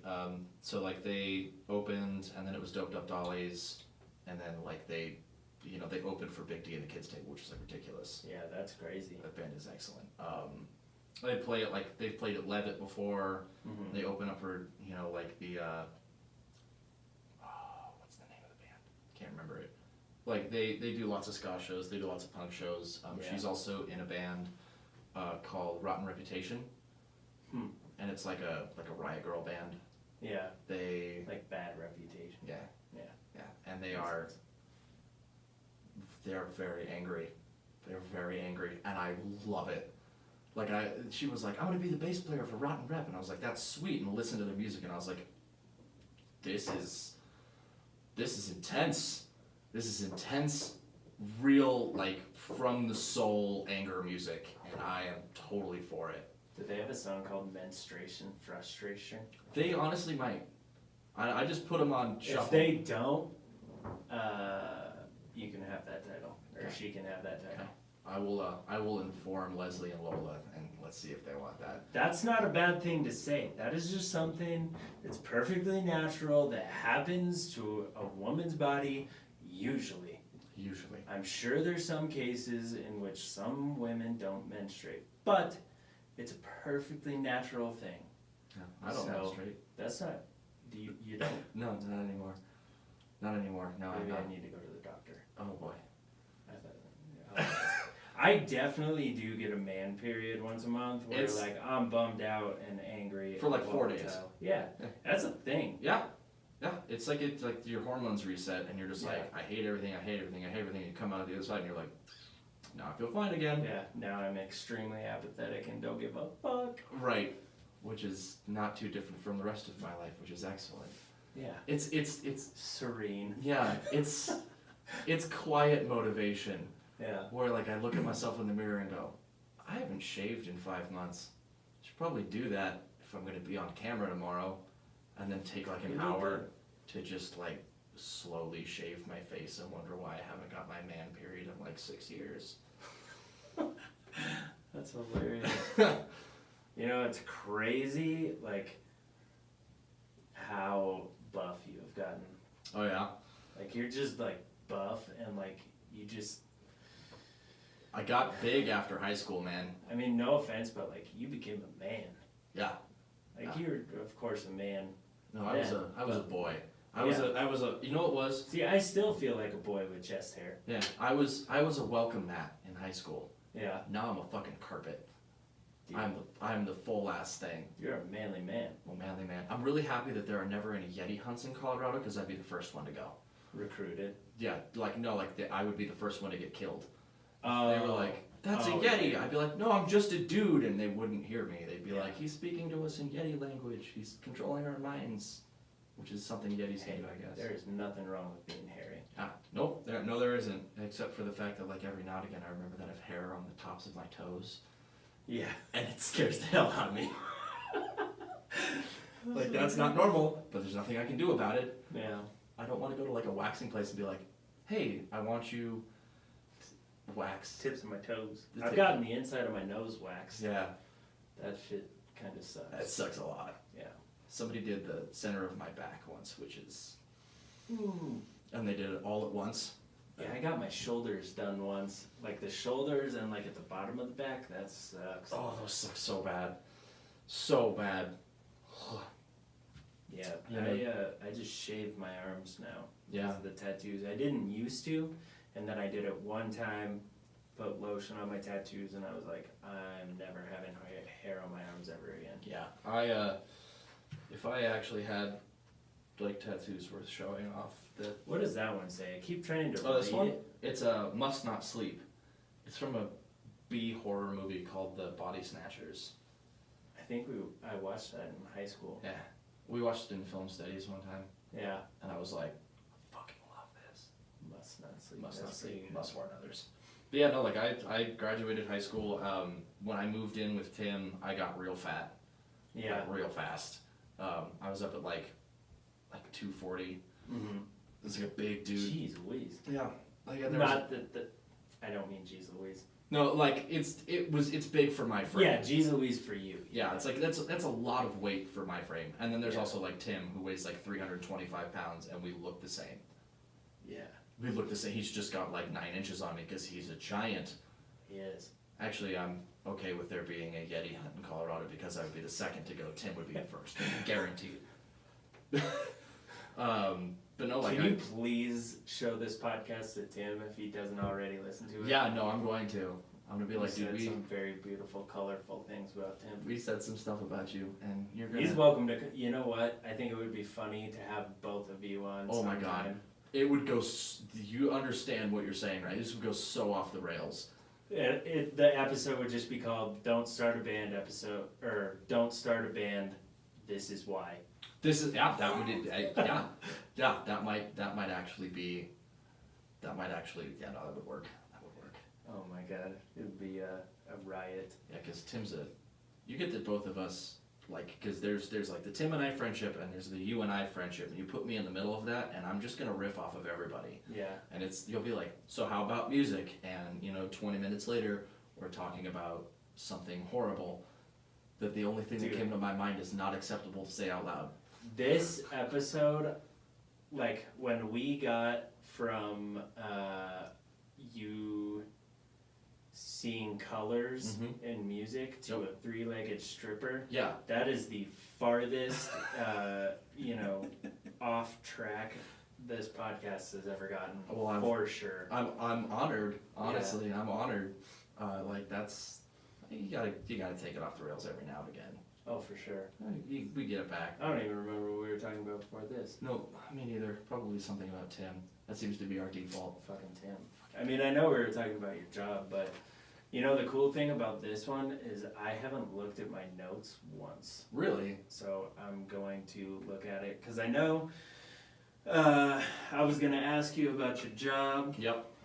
Oh, this is one I was actually interested in. Sure. What was it like growing up in a musical household? Because your dad plays guitar, and your mom sings Yeah. and you guys are in a band together, right? Yeah, we were and we're about to be again. Yeah. What was the band called? Secret Agent Band. That's right. Yeah, based off the song Secret Agent Man. Dude, I think there's a picture on your dad's Facebook and you're like super young in it and you guys are all dressed up. I'm in a like tree. Yeah. Is it the one where I'm in a tree? I think so. Yeah, I'm like 15 and I still think I'm hot shit. Yeah. Somebody was like, climb up in that fucking tree. I was like, I'm gonna get in that fucking tree. Climb Jeez. up. Take the picture. Oh god. So yeah, no, like growing up in a musical household, I guess I don't have anything to like put it. I'm gonna check the video while you're talking. Yeah. I don't have anything to like put it against, you know? Like I'm not sure what it's like to grow up in a non-musical household, but I think like it's really interesting playing with, you know, your folks and playing with, you know, like your family, because everybody on my mom's side of the family is musical. Oh, really? Nobody in my family is musical. Really? Nobody plays an instrument or sings or anything. Yeah, all of my mom's sisters, she has 4 sisters, or 3 sisters, she's one of 4, and they all sing like 4-part harmonies. Damn, And that's cool. like my grandmother sings harmony and my grandpa sings harmony. And everybody in my family has had some sort of musical training. So I guess it just felt like a run-of-the-mill thing. Yeah. But growing up in an immediate family that's really musical is pretty interesting because you just kind of, like you can just jam with them. Mm-hmm. You know, like that's how that whole band started is my folks used to do open mics. Yeah. And one day they like invited me up on stage and there was a keyboard there. And I was like 9 and I was terrified. And my hands were shaking because it's the first time I've ever played in that kind of situation. And Yeah. after that, you sort of just learn. It's just like working with any other musician, honestly, except you're related to them. I bet the cool thing about that would be like, you don't have to explain to your parents, like if you go and you just like need to play music and unwind and have that time, like they get it. Yeah, you know they absolutely do. The other interesting thing is that like, because my parents and they made me, I am here because of them. There's a lot of stuff that happens musically that you don't really need to talk about. Yeah. So like, you know, my dad will play a riff on the guitar and I'll know already what he's playing. Yeah. Like he'll play the first 3 notes and I'll just know where he's going with it. Mm-hmm. And of course, being related, all of our voices sound really good together, so it's fun to harmonize. Yeah. But it's not The Mirow 3. the Mirow 3. We call ourselves the Cartridge Family. That's funny. Yeah. Because we're not like the Partridge Family, because we still, you know, we still like to do some dumb shit, but... Yeah, of course. Partridge Family. Cartridge Family. Yeah. Partridge Cartridge. That works. Yeah. No, Jesus Christ. Growing up in a musical family isn't, it's not like, it's not something that... Not that much different. Yeah, it's not that much different. Yeah. It's just kind of the same, except for every now and again it's like, cool, let's play some music together. Yeah, that is cool. Oh. I tried to teach my brother the drums once, but it didn't interest him, so he didn't want to do it. Yeah. But I think that was like right around the time I was starting the Backseaters and I couldn't find anybody to play drums, so I was like, hey, drums. theoretically, Right. In a would you want pinch. to play in my band? In a pinch. But I tried to teach him to play drums, I tried to teach him to skateboard, basically tried to teach him to do all the things that I like doing. Right. But he just, he didn't want to. Yeah. And it's almost better that way because he's his own person. Right. He gets out of the army in a week. Oh man, congratulations. Yeah, he's coming home. Right on. Where's he stationed right now? Fort Campbell. in Kentucky. Oh, Kentucky. Yeah. What's cool about that and music related is he went to Fort Benning for basic training, and now he's at Fort Campbell. You know, that's where he's stationed. Jimi Hendrix was stationed at Fort Campbell and was in the infantry, just like my brother. Man, So, that's really cool, actually. yeah, that is crazy. Oh man. I watched like 10 minutes of a Jimi Hendrix documentary, and I learned that. I'm not a huge Hendrix fan. Really? I mean, I'm sure he's like really good, and I would like to hear him play like, I mean, obviously you can't hear him play because he's dead. but I mean, I don't like this super distorted, like screeching, like, I don't know. It's like psychedelic rock. You know, it's like you kind of to appreciate it in the way it's supposed. It's I've like never done psychedelics. Have you? Yes, but not on purpose. Okay. Yeah. That's scary. I went to Global once, and this dude You're definitely gonna take something not on purpose there. This dude like handed me a one hitter, and I like cleared the whole thing because it's a one hitter. It's what you do, right? Yeah. He's like, "Did you clear that whole thing?" And I was like, "Yes, I did, because it's a one hitter, and that's what you do with these." And he's like, "That was laced with a lot of things." Get somewhere safe. he was like, there was X and blow in that, and I was like, "Oh shit, okay." And he was like, "You're gonna want to start drinking water. You're gonna want to leave and go hang out by the bathroom and like pee a lot." I was like, "Okay, cool." He's like, "Actually, I have some water," and oh boy. and he like hands me this water bottle, and of course, right now I'm freaking out about the fact that I've basically just done crack. Like, Yeah. that's With no disclaimer. no, that's He acts like he was shocked that you right. cleared He's like, it. "Oh my god, like, why would you?" And not like, "Hey, before you take this, FYI, a lot of stuff in here. Do you still want it?" Like, Oh god. and I like click open this water bottle, and I like take a big, like really just a fat pull off of this water bottle, and in the light he was looking at it, and I like close it, and he goes, "Hold on a second." He grabs it and lifts it up to the light, and he goes, "That's pink." I said, "Yeah." He goes, "Have you ever done acid before?" Oh Jesus. No? And he's like, "You need to go somewhere safe." I was like, "I feel great." And for like an hour, I felt spectacular. And then I didn't. Yeah. It turned real fast. So I like went and hung out with the dudes at the ambulance. They just like let me sit in the back because it was raining out. And I was just like sitting there like letting rain fall. I was like steaming because my body was so hot. I was just like pounding water like I was getting paid for it. I wonder how it would be like using colors with music if you like took acid or mushrooms and played music. I'm sure it would be amazing. Like I would love to microdose. Yeah. Like some psilocybin and dick around and play some jazz. Yeah. And see what that I've looks like. done like a micro dose, and like I would say if you're gonna do it, I would do a little bit more than a micro dose, because like you just feel like leveled. And I think, I mean, if you're talking about looking for what like I would be looking for, You want to be you need a little bit more than a little that, bit yeah. more. You want to be some vibrantness. yeah. Yeah. You know, things to be a little glowy and fun, and not Yeah. just like I feel baseline. Yay. Yeah. But other than that, I haven't done psychedelics. I'd really like to do mushrooms though. Yeah. Like a real amount of mushrooms. Right. Like a Coachella. Yeah. I just want to have an existential life experience. You know what I mean? Like just because I've heard and I mean I heard it all on Joe Rogan, but like it just can make you realize things about yourself that maybe you didn't before, and like dissolves your ego, which I try and do that on my own. Right. Because like you've known me for so long, I used to be a kind of pretentious. Not really pretentious, but I thought I was cooler. Right. Yeah. Yeah. Like pretentious is the wrong way to describe it. Yeah. It's just you were overly confident. Yeah. Not pretentious. Just confident. Yeah, because I don't think I was ever really a dick about it. No. I was just like, overly confident. Like this is actually I don't even think he was overly confident. I think you were just confident. I think the rest of us were just like, I don't know who I am. You know. Like every fucking kid in high school is like that. I knew in high school I was like, shit is for the birds. I know what I want to do. But how do we get to that? I haven't fucking Mushrooms. mushrooms, acid, We red like rocks, psychedelics.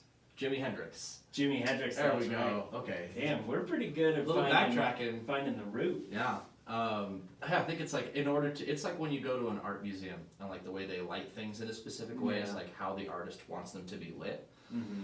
Like to really appreciate Jimi Hendrix, I feel like you have to be on a lot of substances. You know? Like you have to figure out what he was doing when he wrote that song and do the same thing. Yeah. But also, Was it a myth, him cutting his forehead and dunking his headband in acid?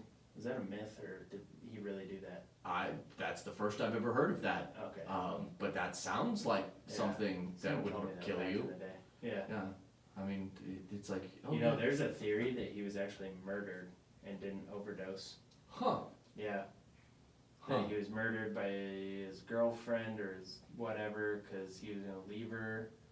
And I don't know. There's like a whole conspiracy theory behind it that she was the one in charge of his demise. Huh. So.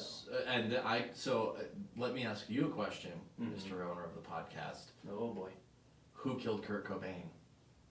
Courtney Love. Yes, thank God. I Did you watch the documentary? You're like, fucking Courtney Love. I haven't seen the documentary yet, but like I watched his documentary and I've watched other videos that talked about how he was gonna leave her, but like just seeing him after he had a kid and like that interview, I think it was like one of his last interviews where he's standing on that balcony, he's like talking to the camera, like he seemed pretty good and like a warm-hearted person. Yeah. But I don't know, it doesn't add up, and Courtney Love is fucking out of her mind. Yeah, she makes some great music. Her band is spectacular. Hole. I've never actually listened to it. Hole. There are about 3 songs that I like by them. Yeah. The rest of them are like, this is fucking, what the? They're kind of like, they're real. You have to be in a space for them. Don't listen to them ever in public or in your car. Yeah, that makes sense. Like sit in that corner over there with a pair of really big headphones on, maybe even 2 pairs of headphones, and listen to it quietly. The sound canceling one for drums over normal headphones. Yeah, exactly. That's funny. Yeah, no, it's always fun to ask people that kind of question, like how did Kurt Cobain die? Like, and if they're good people because they'll be like, oh, it's Courtney Love. You know what's crazy is how many people think he died of a drug overdose. Yeah. With what? Ignorance. That's just some straight ignorance. It's like the picture of... I mean, he did overdose. Yes. In Italy at one point in his career, but he didn't die. Right. You know, there's like one of the most famous pictures in the world is him without half a head. Yeah. Like, marijuana doesn't do that to you. Or heroin. Or might blow your mind, but not... Might blow your mind, but not off of itself. Yeah. Might blow your mind, but it's not going to melt your skull. So, did you ever think about like pursuing a career in playing music? Yeah, I did, but also, so this is kind of a 2-part question. Okay. So answer that one, but also I want to know a little bit how you got into the electronic music and where you're at with that now, because you're not really doing much of that, are you? I'll get there. Okay. So I considered doing, or like trying to find a way to join a band, tour, do all that stuff, but the stars never aligned. Yeah. Every band that I ever joined that was planning on tour, I went on a 3-show tour with this band in Arizona once, and we went from Phoenix to Santa Fe to Taos, and then back to Phoenix. Okay. And it was a lot of fun. Like playing those shows were a lot of fun, except for the fact that like you'd get done playing, and you'd go back to the truck or to the bus or whatever the fuck it was that we had. It was more of a truck. Honestly, it was like a budget. We rented a budget truck and slept in it. God, when I went on tour with If I Fail last summer, it was like such a terrible van. The driver door didn't latch all the way sometimes, so you had to like hold it, but also the door came out farther than the fender on the driver's side, so it was constantly just incredibly loud when you were on the highway. But anyway, sorry, go on. Oh man, that's Go back to the truck. That's about right. So like, you know, we did that. By the time that we were done with that tour, not only had we all developed a semi-serious drug addiction, but we all fucking wanted to murder each other. Yeah. It's like me and 3 other dudes, and like I have never wanted to see people get hurt so badly. Like I got home and I was like, I have to go to my own room, and like my roommate was there. Yeah. Like I lived in this place called Vista del Sol, and I like walked in and I lived with these 2 dudes who were straight out of India. It was straight out of India, and I walked in and I was like, and they had an affinity like partying every night, and I like did a bunch of drugs and walked in the door and was like, you guys get to fuck off now. And they were like, we can see it in your eyes that you're very serious about this, so we're gonna go ahead and leave and go stay at our friend's house. Jesus. And I like spent a full week and a half just like recovering from 3 shows. And it wasn't the music that was tough. It was the driving and the constantly being around people who I didn't really know that well. Yeah, it's weird. It's You weird. Get, like, It's weird. disassociated from like, you know, Regular reality. Yeah. So like there was a moment in my life where I really wanted to be like a traveling touring musician and like doing all that stuff, but then I also just realized that like as long as I'm playing music, I'd much rather play local and play live than do anything else. And that being said, Leslie and I are starting like a weird like do you know who Japanther is? No. So look him up. They're very Japanther? Japanther. Or like Death from Above 1979. Why does that sound familiar? They're like a weird. They always have the dudes with the elephant trunks on their faces. Huh.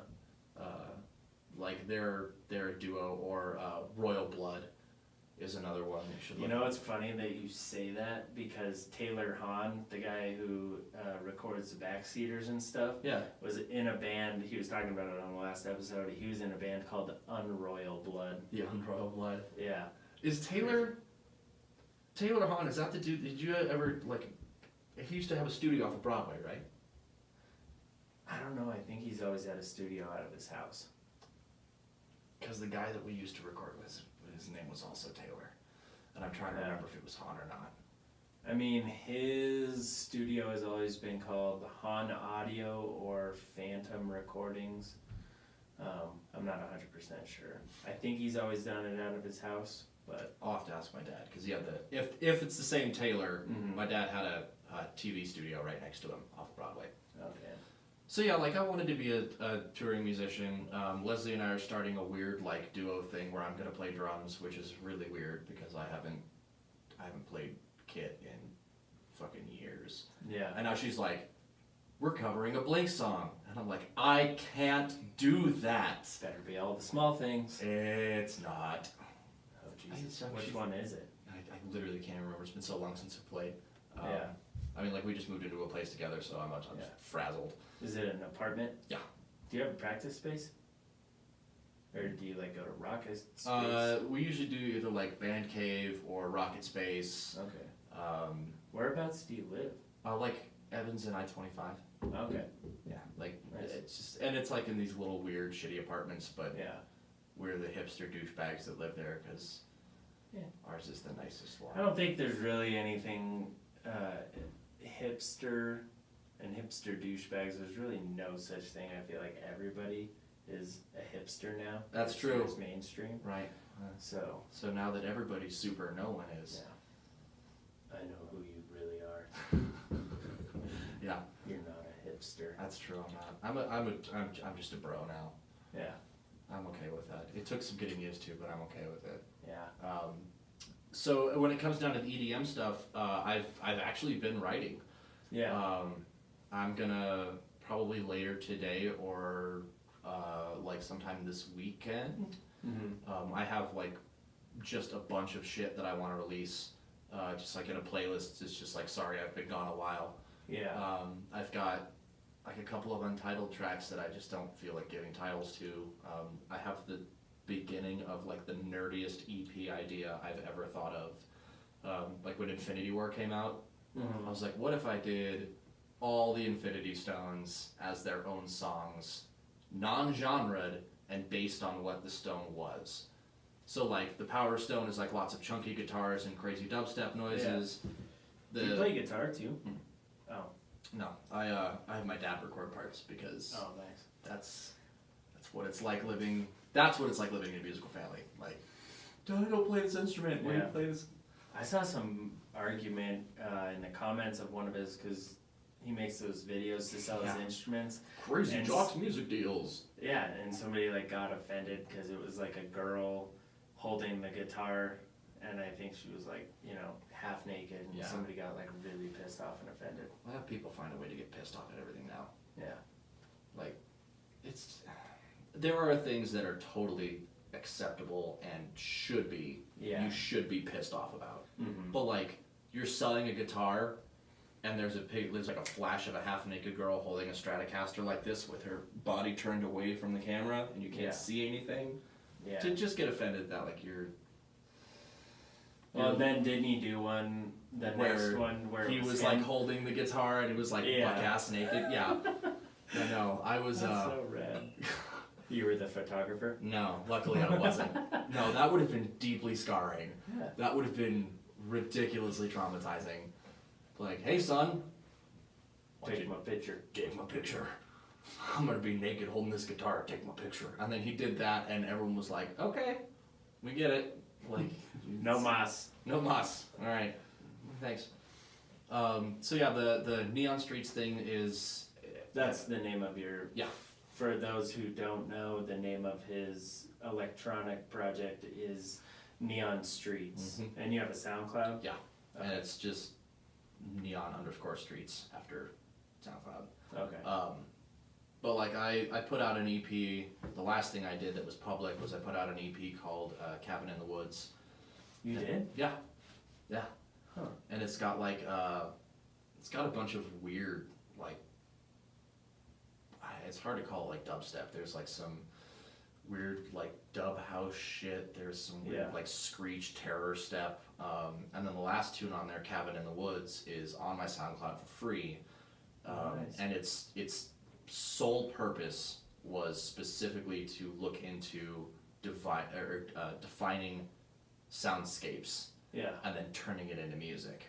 So it starts off with like this terrifying bass patch, right? But then there's like animal noises like birds and stuff, and like trees moving and doors opening and closing, and a woman like running from something. You can hear footsteps, and like she slams a door, and then everything changes, and she's clearly outside, and you can hear like monsters in the distance, and it's all three-dimensional. And then that's crazy. It also drops into like the heaviest dubstep tune I've ever written that's available. Like the. Oh yeah. Yeah. Most people call it fart rock. Yeah, fart rock. I went to middle school with this kid, and actually Annika's sister is kind of seeing him right now. Okay. His name's Donnie Miller, but his like stage name is like Decadon. Yep. Yeah, he's a pretty good guitar player. Yeah. And like his stuff is super crunchy. Yeah. Yeah, he's super. If you don't mind me asking, what time is it? It is 2:30. Okay. I was supposed to be at rehearsal a half hour ago. We have band practice in 30 minutes. There's just a couple of things I just wanted to ask you, just because I'm interested to learn from everybody. How do you feel about the music industry nowadays and streaming music, and do you still buy CDs and or vinyl? Okay. So first, the music industry. Music industry. I'm not informed enough anymore to have an opinion. Bad. Yeah, I mean, like, everything that I've noticed, not really recently, but when I was, in school for, like, sound physics and acoustic engineering, they made us take a business class. Yeah. And I was like, this is shitty. the whole thing is shitty. Yeah. But I don't think I have enough information to have an informed opinion. Yeah. I can tell you that off the bat, I don't think that the music industry is doing well for itself. That's such a smart thing to say, because like people will just say, yeah, the music industry is this. So Right. like for you to say that, like I respect that like so much. That's how I feel about politics. Like Yeah. I don't have enough information to make, Right. you know. Right, I'm not statement gonna about it. I'm not gonna fly off the handle because Trump sent out a tweet. That doesn't. Yeah, I don't have enough information to have an informed opinion. I respect the fuck out of that you Thanks, can man. admit that. Yeah, I just don't. Yeah, I don't know enough to, and I don't want to talk out of my ass. You know. yeah. Streaming. I don't want you to talk out of your ass either. Yeah, no, that'd be It's a closed off room. There's no ventilation. that'd be fucking weird. That'd be a weird thing. Great Party party the trick. first person to fart on the podcast. If you did, nobody has farted yet. I don't think I want that distinction. I'll leave Yeah. that for somebody else. Okay, I'll leave maybe that. when Tim comes on. Oh, that'll happen. Okay. Almost instantly. He'd be like, "Welcome to the Don't Start a Band podcast," and Tim will fart. Oh, no, he will really, yeah, Like he'll- your dubstep. yeah, he will shatter the floors and then he will stand in front of the door and not let you leave. Oh boy. Yeah. Hey, Rethink that move, son. streaming. Streaming is. I wish that there were better platforms for streaming, because to get all of your stuff aggregated and published, and whether you're using TuneCore or CD Baby or whatever service you're using, it's kind of a fucking nightmare. Yeah. It's For sure. there are certain services that make it easier, but that doesn't mean it's easy. Yeah. As for like personal streaming, I absolutely love and adore Spotify. Yeah. Spotify is my everything. I will listen to SoundCloud only for mixes and or like specific radio broadcasts. And by radio, I mean like Sirius XM stuff that people rip and then put up on there. Yeah. It's easy to find. I definitely still do buy CDs and vinyl. Yeah. As a matter of fact, I like shopping for vinyl is maybe my favorite thing to do. Yeah. If I had the option of having something on Spotify or owning it in vinyl, I want to own it in vinyl. Yeah. I love buying old jazz records at Twist and Shout. Oh, I love Twist and Shout. Love Twist and Shout. Did you know, I've said this like I think on the past 3 podcasts, but Best Buy doesn't even sell CDs anymore. Really? I used to spend hours going down rows and rows of looking at CDs and just yeah, and now they just don't even sell them. stupid. I know. There's like there's this Made me so sad. yeah there's this wonderful resurgence of analog coming back that I am really living for. Yeah. I'm noticing more even in a musical standpoint, more people are experimenting with like going back to tube amps. They're going back to Like hand wired. hand wired tube amps. More people are working in an analog space, not using solid state quite as much. Yeah. And also in terms of like consumption of music, more artists are putting out music in a vinyl space, Yeah. which is excellent because that It means costs so much money to put because like I would definitely put the backseaters on vinyl, but so much money. yeah, it's like I really wanted to like make like 10 Cabin in the Woods EP Neon Streets records, Yeah. just to like have them. Yeah, I would just want one that I could put, like, if I could get a Phantom EP, like, record and put it on the wall. Right. I would. I would want 2, one to listen to and one to hang on the wall. Exactly. And it was like just an aggressive amount of money. It's like Yeah. $1,200, and you could only order them in sets of 100. And I was like, and that doesn't include artwork. That's like just the vinyl. Oh, you want it in a case, or you want it in a sleeve? That's an extra $600. You're like, It's terrible. yeah, but it's nice though when other musicians do that, because if you discover a new band or a new artist that you really like, there's like a 75% chance that they've got records out, real records. Yeah. And I just think there's something. Call call me old-fashioned or call me a hipster or whatever, but I think there's something really satisfying about having an analog setup. Yeah. You know, running things with speaker wires and having to ground things and using a tube receiver. Yeah. I just think it sounds better.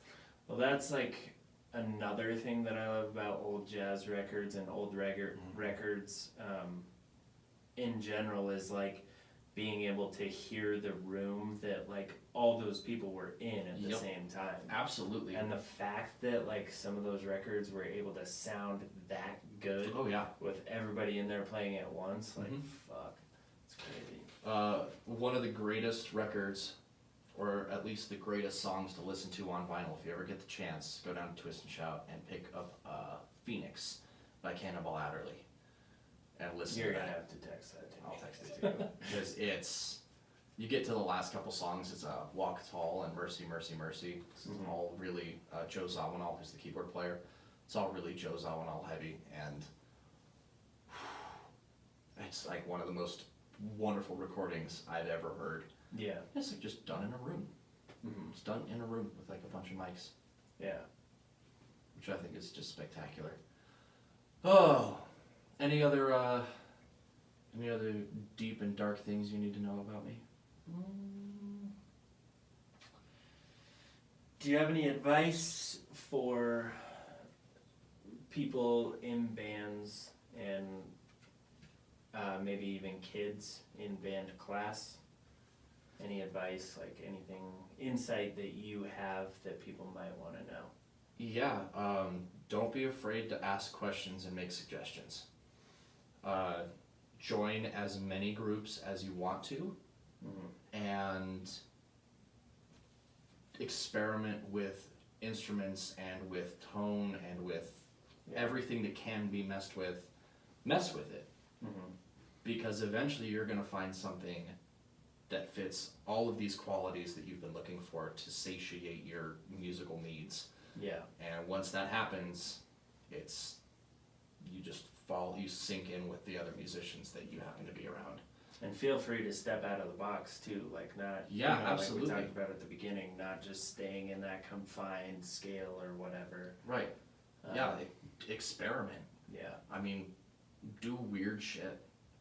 Yeah. Like that's one of the best things in the world to do, is just to get in there. And Well, that's the cool thing. I mean, what has been one of my favorite things about talking to you is like some people in like other bands, it's about like being in a band and booking shows and doing all that shit, but like you and I are more of like, I don't know, this conversation has more been about like how music makes you feel and like just, the playing it and kind of geeking out on and it's the beauty of music. right. So. It's not about how many shows a month you're playing. Yeah. It's about, are you having fun being a musician? Do you still feel it? Yeah. Do you still feel it? And there are dudes out there who are like, we gotta go out there and make a fuckload of money, we gotta go out there and book a bunch of And they shows. phone it in. And they phone it in. Yeah. They show up and they play their 6 chords and they sing kind of half-heartedly, and at the very end they get a $600 check and they go home. Yeah. I'd much rather make 0 money and have a blast playing with the people who I play with. Yeah, for sure. So, second to last thing. So what are your plans as of now? You're going to release some Neon Streets. Is there anything else, like a Sons of Steinway record we can look forward to? Or like, what do you have in the works? There aren't any Sons of Steinway records coming out yet, mostly because a lot of the stuff that we have is cover material. Yeah. But I have been considering trying to get some studio time and getting us all together. We just have to figure out our lineup. Yeah. We are playing a show. I don't know, can I plug? Yeah, definitely. We're playing a show at Dazzle on the 27th of October. Okay. I won't be able to make that. That's alright. It's from 10 to 1. It's a brunch show. $15. Okay, I might actually be able to because I'm going to Brian Fallon that night. Yeah. So I actually might be able to make that. $15, all you can eat, best breakfast in Denver. Oh, and I mean that. Like, it's the best fucking I'd have to take Annika. That's her favorite thing in the whole entire world. Yeah, more than me is breakfast. Yeah. Honestly, if the person you're dating or engaged to doesn't love breakfast more than you, try again. You hear that, Annika? You're gonna have to try again. Because I like breakfast. I love breakfast burritos and I love French toast and stuff. But like I'm more of a dinner guy myself. yeah, Sometimes a lunch guy, but that's right. anyway. Dazzle, October 27th, 27th. Yep. Sons of Steinway. 10 to 1, $15, all you can eat breakfast. And free coffee. And free coffee. New Neon Streets. Coming out soon. probably end of this weekend, early next week. I'll post a bunch of shit all over social media. And that's soundcloud.com/neon_streets. Yeah. What we're gonna have to kind of be like, I'm not sure how we're gonna do this. You know what? A Neon Street song. What is there a song that you wanna end the podcast with? Oof. Man. Hell, I don't know. Let me look, because I've got so many things going on. Yeah. Probably, honestly, probably just like the probably the last thing on my SoundCloud, because everything else is still unreleased. So Okay. that Is that the Cabin that in the you Woods. can download? Is that the one you can download? I think you might be able to download it. Okay. Is there a place where you can buy it, like a Bandcamp, or do you want to just send it to me? I can just send it to you. I can Dropbox it to you. Okay, cool. Yeah, and then I'll put it here at the end. Sweet. So thank you so Yeah. much for coming on. It's Thanks been for having fun. me. It's been a If blast. we both didn't have time constrictions, we probably could have sat here like for a hours. and 5-hour hours. podcast. Yeah. Yeah, I'm gonna like show up to Sons of Steinway rehearsal and be like, where the fuck were you? Be like, I was having a good time hanging out with my friend. Yeah. You'll be able to hear the whole thing. I'll probably have it up by either tonight or tomorrow I'll keep an eye out for it. early. So, yes, thank you so much for coming on. Thanks for having me. And the song you're gonna hear is Cabin in the Woods by Neon Streets, aka Jake Mirow, That's me. aka Jake Mirow. Jacques Mirow. Thank you. Bye, everybody. See ya!